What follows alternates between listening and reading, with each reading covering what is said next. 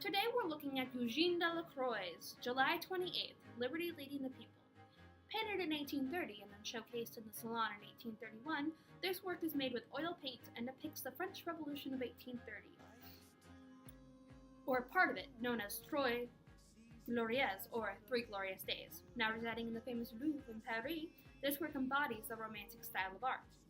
Delacroix was one of the best French Romantic painters and created many works involving the subjects of freedom and liberty, most likely because of the major events that happened during his life.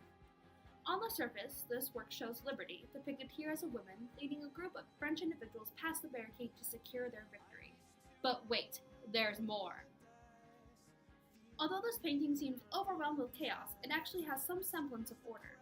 Liberty, wearing a dress slightly reminiscent of classical times, is the only woman present in the picture.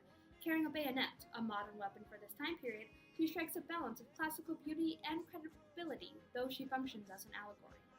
Additionally, she wears a Peruvian cap, which symbolizes freedom, through past connotations.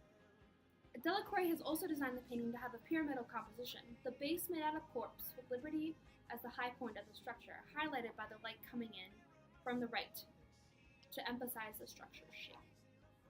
The figures to the side and behind Liberty, while not featured as prominently, are equally important.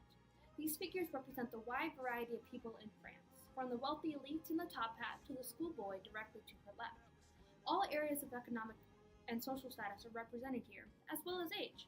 The two prominent men on Liberty's right show the wide breadth of the revolution, from factory worker adorned with revolutionary bearings, present in the handkerchief around his waist and the ribbon in his beret, to the wealthier fancy man in the top hat holding not a military weapon like his counterpart, but a hunting shotgun.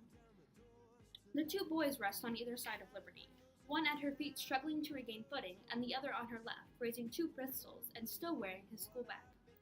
With all the violence and power present within the image, a hallmark of Romanticism, it's no surprise that the dead are also shown. These individuals range from members of the military in the bottom right to possible members of the revolution in the bottom left. The background of this painting is also significant. The Notre Dame is painted here, one of the defining characteristics of Paris, until the Eiffel Tower is built, which again shows the patriotic spirit embodied within the painting.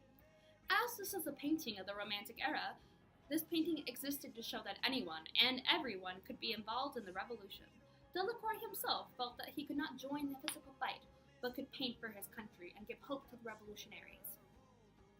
This work shows the emotion and depth of the revolution while relating it to those who are most familiar with both its triumphs and its tragedies, the common people.